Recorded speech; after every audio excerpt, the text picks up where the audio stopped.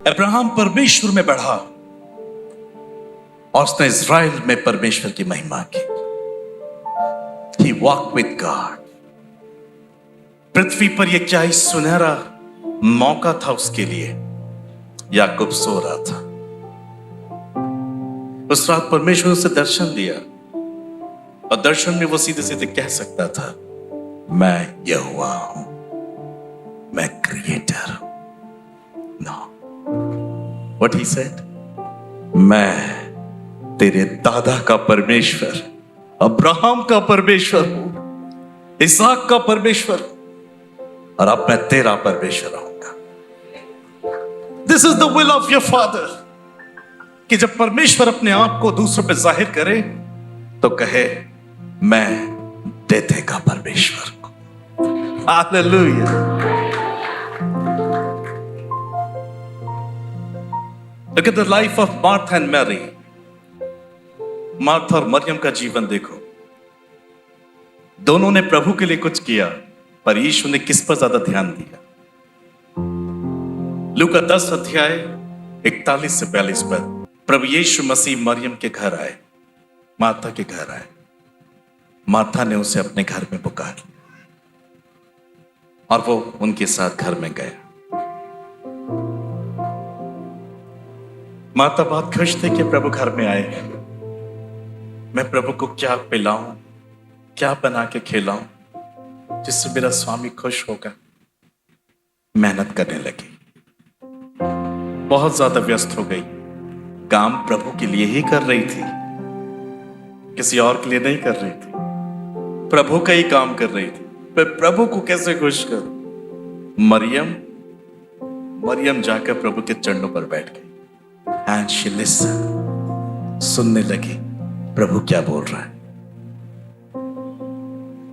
प्रभु यीशु मसीह ने मार्था की चिंता को जो उसने व्यक्त की थी कि मेरी बहन आकर मेरी सहायता क्यों नहीं करती, प्रभु ने कहा, हे मार्था, तू बहुत बातों के लिए चिंता करती और घबराती, एक बात आवश्यक है और उस उत्तम भाग को मरियम ने चुन लिया है जो उससे कभी भी छीना ना जाए।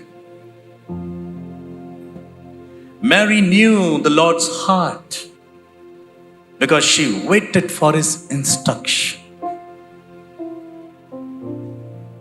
मरियम यीशु के हृदय को जानती थी। वो उसके निर्देशों को सुनने की प्रतीक्षा करती थी। और जब प्रभु यीशु उसके घर आए तो वो तुरंत यीशु के चरणों में बैठ गई और वचन सुनने लगी, क्योंकि वह जानती थी यीशु केवल यही चाहते थे कि उनके शिष्य, उन पर विश्वास करने वाले लोग, उनके चेले उनके निर्देशों का पालन करें। वो सिर्फ यही चाहते थे। You see, ये संसार की शिक्षा है। सेवकाई में भी अक्सर ऐसा हो जाता है कि पहले उठो, चलो और फिर दौड़ो और दौड़ते रहो और फिर थक जाओ, कमजोर हो जाओ और फिर आकर बैठ जाओ और बैठे रहो। विश्वास खत्म, जीवन खत्म, सेवकाई खत्म। पर प्रभु की शिक्षा क्या है? पहले बैठ जाओ, बैठ के वक्त बिताओ प्रभु के साथ। मरियम वही कर, लिसन टू, बैठो उनके साथ, spend your time in Jesus, सीखो उनसे, वक्त बिताओ उनके साथ। और जब तैयार हो जाओ निर्देशों का पालन करते हुए उठो। Then Jesus will say, walk my son, then walk. And then Jesus, run my son, then run. और उसके बाद Jesus, भागता रहो जब तक स्वर्ग ना आ जाए। हालेलुया। हम जरा सा सुनते हैं और सेवक बन जाते हैं। बाद में हम गिर जाते हैं। लिसन, ऐसे नहीं जीना चाहिए प्रभु के साथ। यही कारण है ट्रांसफॉर्मेशन नहीं आ रहा कंट्री में। हमें सिर्फ दीन दरिद्र अनाथ विधवाओं कंगालों तक सीमित नहीं रहना है। हमें सुप्रीम कोर्ट के जज के सामने बैठना है, to preach the Jesus Christ. हमें किंग्स के सामने बातें करनी है, हमें जजेस के सामने बातें करनी है, तो आपको क्या लगता है जजेस आपको ऐसे ही सुन लेगा? तो पहले आपका विजिटिंग कार्ड देखेगा, और स्पिरिचुअली वो आपका विजिटिंग कार्ड कैसे सुनेगा कि जक्कई ने सुना Jesus Christ, a supernatural, a solution for all, समाधान करने का एकमात्र स्रोत, एंड ही सी जीसस। प्रेरित के काम में लिखा है कार्ड में, जब पवित्र आत्मा तुम पर आएगा तुम सामर्थ पाओगे। पृथ्वी की छोर तक लोग सुनेंगे एक व्यक्ति, एक बहन है उस शहर में जो ईश्वर के साथ चलते हैं। हालेलुया। और आपको बुलाया जाएगा वहां पर। Praise the Lord. पर हम यहां तक सोचते नहीं ना, हम यहां तक सोचते ही नहीं। इसलिए spend your time at the feet of Jesus. बैठो प्रभु के साथ। मैं पूछूंगा प्रभु कहाँ है, तो आप कहेंगे वो मेरे दिल में है। नहीं, प्रभु अगर दिल में होगा तो you will shake this country. प्रभु कहां है, उस पर ध्यान लगा। उनको आपके हृदय में निवास करना है। पर अभी प्रभु कहां है? वो इधर नहीं है, वो इधर उधर भी नहीं है, वो तो नीचे है। उनके हाथ में गमछा है और वो पांव धो रहे हैं। हम यही तो नहीं करना चाहते, बाकी हम सब कुछ करना चाहते हैं। हम झुकना नहीं चाहते, हम छोटा होना नहीं चाहते, हम हम्बल होना नहीं चाहते। यीशु मसीह कहता है पहले मेरे साथ बैठो, मैं तुम्हें कुछ सिखाना चाहता हूं। इट डजंट मैटर इसमें हफ्ते लगे, साल लगे, पर जब तक प्रभु का निर्देश नहीं आएगा तब तक कुछ नहीं कर। वो आपको जीवन के उतार चढ़ाव में कैसे जीना है बताएंगे। मुसीबतों का सामना कैसे हंसते हुए खुशी से करना ये भी बताएंगे। It will take time. पर जब प्रभु को लगेगा नाउ मेरा बेटा हो गया तैयार, हर परिस्थिति में मेरी महिमा करें, then he will open doors for the nation। वो खुद ही खोलेगा दरवाजे। and my son come and preach about me। फिर क्या होगा? क्योंकि प्रभु की मार्गदर्शन से जीवन जी रहे हैं ना, वो बड़े मैं घटूं। तब क्या होगा? जब प्रभु के दास को से बुलाया जाएगा तो पब्लिक देखेगी कि आप चल रहे हैं। मैं लाइक तो नहीं, पर थोड़ी देर के लिए जीसस बनता हूं। ठीक है, आपको बुलाया गया, पास्टर का नाम पुकारा और पीछे जीसस है, वो आपको नजर नहीं आ रहे, आप जा रहे हैं और जीसस पीछे से जा रहे हैं।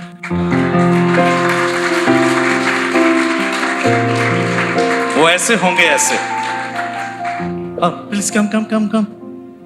और जब आप प्रार्थना के लिए हाथ बढ़ाएंगे इनके ऊपर, बढ़ाइए हाथ, तो जीसस कहेंगे हाँ।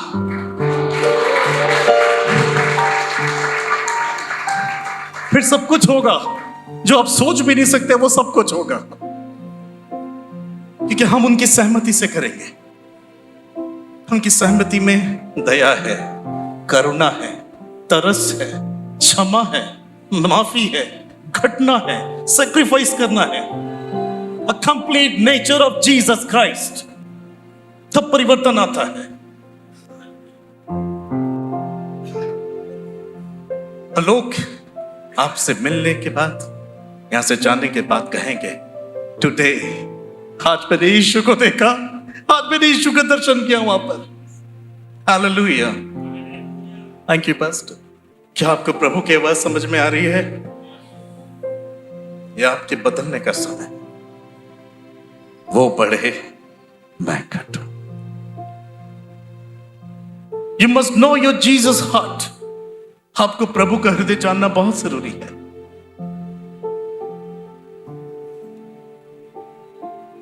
पॉल सेज, पहला कुरिन्थियों 11:1 में, तुम मेरी सी चाल चलो क्योंकि मैं मसीह की सी चाल चलता हूं। ये बहुत बड़ी बात है। वो इसे ऐसे भी कह सकते थे, तुम मसीह की चाल चलो, पर उन्होंने जानबूझ कर ये कहा ताकि आने वाले लोग कैसे चले, तुम मेरी की सी चाल चलो क्योंकि मैं मसीह की सी चाल चलता हूं।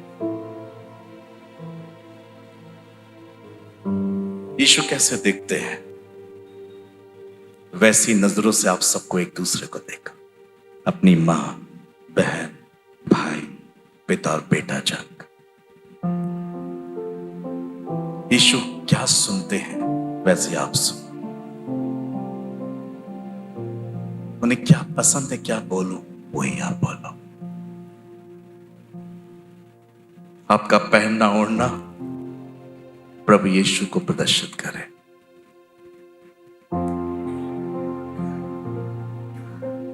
राइनहार्ड बॉन्क के प्रभु के अद्भुत दास्त, एक दिन वो किसी म्यूजिक शॉप में कोई शॉपिंग कर रहे थे और शॉप के ओनर ने अचानक उनके स्पेक्स, चश्मे को देखा and he was amazed. He saw in his eyes there was a wonderful personality was standing. That was Jesus. यीशु मसीह की आंखों में नजर आ रहा था। Sir, I saw Jesus in your eyes. हाँ, क्या बोल रहे हो? उन्होंने सोचा ये मेरी तारीफ कर रहा है बस। Thank you, God bless you. Hey sir, I saw Jesus. Thank you, God bless you. वो ज्यादा एक्साइटिंग हुए। वो आफ्टर द शॉपिंग के बाद एक मॉल में गए, वहां पर वॉशरूम में गए। वॉशरूम में वो अपनी आंखें धो रहे थे और मिरर में उन्होंने अपनी आंखें देखी। And then Reinhard Bonnke saw Jesus in his eyes. Oh my God! कहने लगे प्रभु, what is this? ये क्या है? Reinhard, तू मेरे लिए जीता है, तू मेरे लिए सेवा करता है, मेरे लिए अथक परिश्रम करता है माई सान। आज मेरी मर्जी हुई कि मैं तेरी आंखों से संसार को देखा। That is the heart of Jesus. वो चाहते हैं कि आंखें भले ही आपकी हो, पर प्रभु देखे। कान भले ही हमारे हो, प्रभु सुने। जबान भले ही हमारी हो, मगर प्रभु बोले। This kind of nature we must be developed in our life. ये जीवन हमें अपने अंदर लाना है। I tell you the truth. Bible में लिखा है पूरी सृष्टि पीड़ाओं में करहा रही है, तड़प रही है, परमेश्वर के पुत्रों के प्रकट होने की बाट जो रही है। वो हमें परिवर्तित होने की बाट जो रही है कि यीशु के संतान यीशु जैसे बनकर कब प्रकट होंगे। इससे पहले कि दुनिया का अंत होगा। This world is going to experience me through my people. Hallelujah. लोग बहुत सी बातें करते हैं कि अंत के दिनों में ये होगा, वो होगा, ऐसा होगा, जो भी होगा, पर जो प्रभु ने मुझे बताया वो ये है, अंत होने से पहले ये संसार यीशु का अनुभव करेगा। तभी तो प्रभु जजमेंट करेगा। अब ये व्यक्ति मरकर नरक स्वर्ग में पहुंचे, मैं जजमेंट में बोलूंगा बेटा तुमने मुझे जाना नहीं, तो कहेंगे आपने मुझे बताया कब? मुझे तो आपका कोई अनुभव नहीं था। इससे पहले प्रभु आए, this world will experience real Jesus Christ through your life. लोग आपके द्वारा यीशु का दर्शन करने जा रहे हैं, पर उसके लिए आपको एक स्ट्रक्चर मेंटेन करना पड़ेगा। यीशु ने अपने आप को मेंटेन रखा। पॉल से तो मेरी किसी चाल चलो, क्योंकि मैं मसीह की चाल चलता हूं।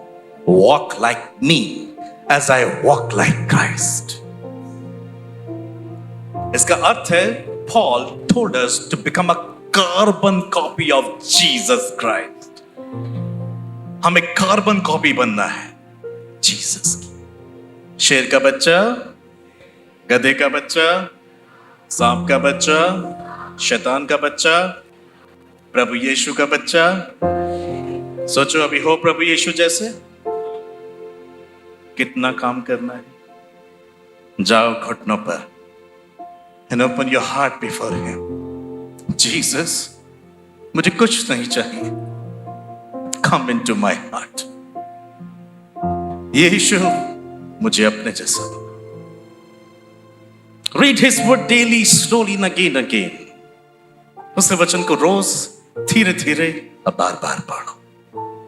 वचन को महत्व दो।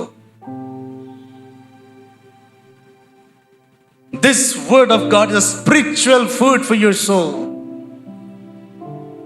ये वचन आपकी आत्मा का भोजन, आपकी जब आत्मा हेल्दी होगी तो आप सब कुछ कर पाओगे।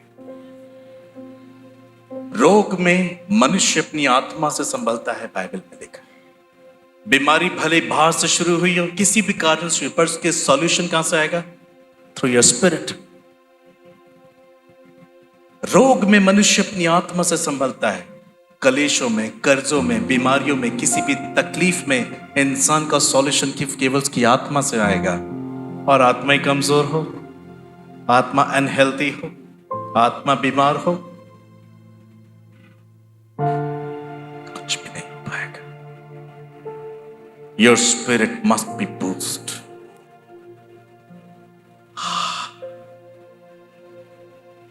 चार्ल्स नाम का एक प्रभु का दास था। वो घंटों बाइबल लेकर एक पेड़ के नीचे बैठ जाता था और पढ़ता रहता था, पढ़ता रहता था, पढ़ता रहता था।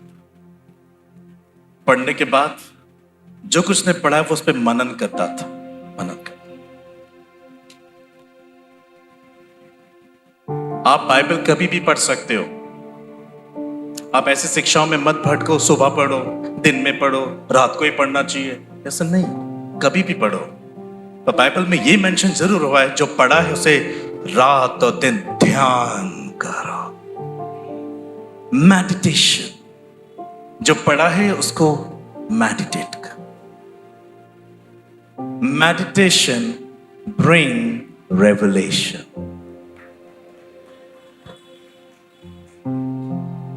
मनन प्रकाशन को लेके आता है।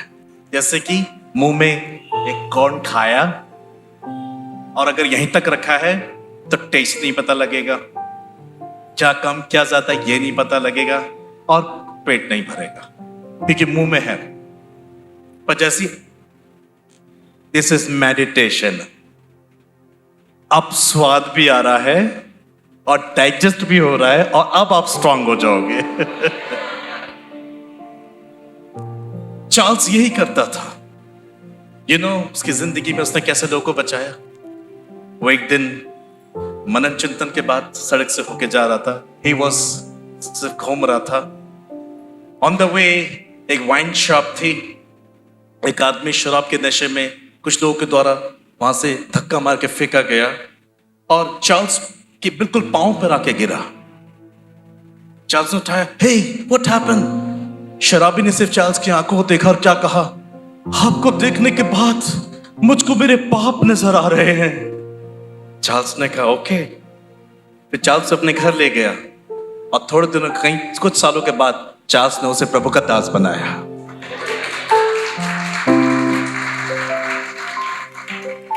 आप बताओगे प्रभु के बारे में तो लोग बदलेंगे? नहीं, वो आपके स्वभाव से बदलेंगे, वो आपके नेचर से बदलेंगे,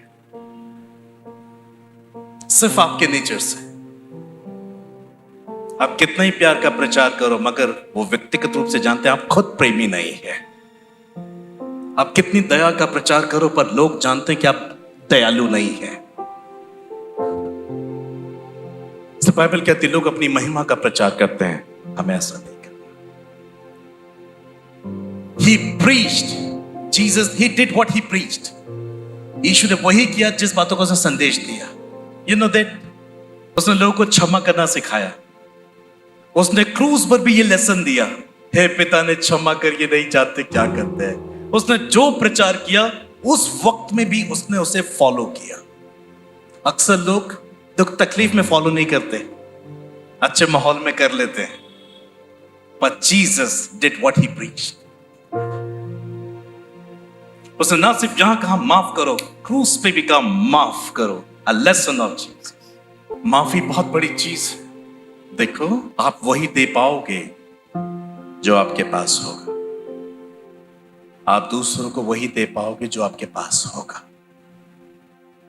प्रभु की प्रार्थना में ऐसा लिखा है, जैसे हमने अपने अपराधियों को माफ किया है, वैसे ही तू भी हमारे अपराधों को माफ कर। जो क्षमा का जो गुण है, माफी, ये इंसान की नहीं है, it's a nature of God. ये परमेश्वर का गुण है कि माफ करता है। इंसान के पास नहीं है ये गुण। मगर अगर इंसान किसी को माफ कर पा रहा है, लिसन टू मी, हेलो, आप सुन रहे हैं? अगर आप किसी को माफ कर पा रहे हैं, इसका अर्थ ये है कि पहले आपको माफी दी गई है, तभी आप दे पा रहे हैं।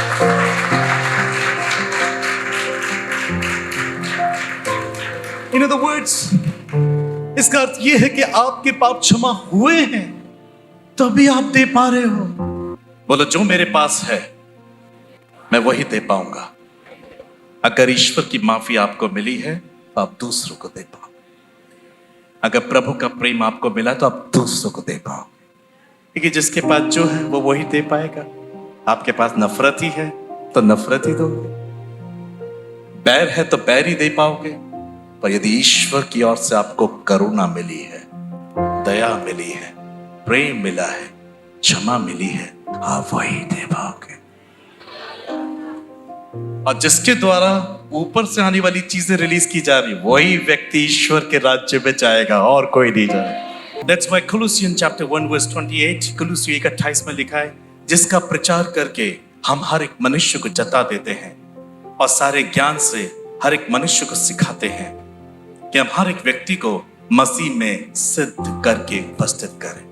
हर एक व्यक्ति को सिद्ध होना है मसीह में। एक बात कहना चाहता हूं, ऐसा हो सकता है, इसे सुनिएगा ध्यान से, ऐसा हो सकता है कि हम यीशु मसीह की दिव्य शक्तियों की तरह तूफानों को शांत ना कर पाए, मुर्दों को ना जीवित कर पाए, बीमारियों को ठीक ना कर पाए। इट कैन बी पॉसिबल, ये हो सकता है, शायद हम ना कर पाए, पर हम निश्चित रूप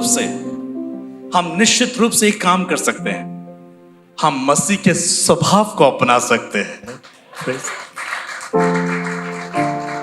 जो सबसे इंपॉर्टेंट है।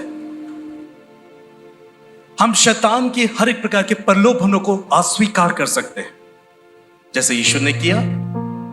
हम लोगों के प्रति करुणा, दया और प्रेम बरसा सकते हैं, जैसे यीशु ने किया। आज लोग पावरफुल होना चाहते हैं। There are many people in this world who are looking for a power, miracles, वो mighty बनना चाहते हैं। यही तो लूसीफर करना चाहता था, वो ईश्वर के तुल्य होना चाहता था। इन सब चीजों के पीछे मत भागो। Must be mature in the nature of Jesus. आप यीशु जैसे बनो। बस एक कहानी बताता हूं। एक राजा सैर करने के लिए कभी कभार अपने हाथी पे निकला करता था अपने प्रजा के बीच में। ये उसकी आदत थी कि वो अपनी प्रजा को खुश देखना चाहता था। घूमते वक्त एक दिन वो हाथी से गिर गया। अशरफी लुटाता था, अशरफी लोग लेते थे, खुश होते थे, राजा को अच्छा लगता था। और एक दिन वो हाथी से गिर गया। सब लोग अशरफी लूटने में व्यस्त थे, पर उस प्रजा में एक आदमी था। वो दौड़ता हुआ आया, राजा को उठाया, अपने गमछे से राजा का पसीना पहुंचा, पानी पिलाया, बैठने की जगह दी, पूछा, राजा चोट तो नहीं लगी? आप ठीक तो है? राजा ने कहा, मेरे बेटे, इतने सारे लोगों के सामने गिरा हो, किसी को ध्यान नहीं है, सब अशरफी लूट रहे हैं, तुझे नहीं लूटनी, तुझे अपना भला नहीं करना। राजा, अशरफी तो तब तक बटेंगे जब तक आप हो। जिस दिन आप चले जाएंगे ये अशरफी भी खत्म हो जाएंगे, तो मेरे लिए अशरफी नहीं, आप दौलत। तो राजा खुश होकर बोला अपने सेनापति को, दरबार में सबको बुलाया जाए और बेटा तुम वहां पर पहुंचना। ठीक है। सभा लगी, राजा सिंहासन पे बैठा, नगर के सारे लोग बुला लिए गए, सारे अधिपति सेनापति बुला लिए गए, और राजा ने इस व्यक्ति को बुलाया, कहा, कल मैं गिर गया था, शायद तुम में से भी किसी को नहीं मालूम, मेरी प्रजा को भी नहीं मालूम, अशरफी लूट रही थी, उसी में खुश थी, इसने ध्यान दिया, मैं गिर गया, पसीना पहुंचा, पानी पिलाया। मैंने पूछा तुझे अशरफी नहीं चाहिए? नहीं, मेरी दौलत तो आप है, आप है तो अशरफी है, आप नहीं तो अशरफी नहीं। आज मैं इस प्रजा के सामने घोषणा करता हूं, मेरे मरने के बाद मेरे कुल राज्य का अधिकारी केवल यही होगा।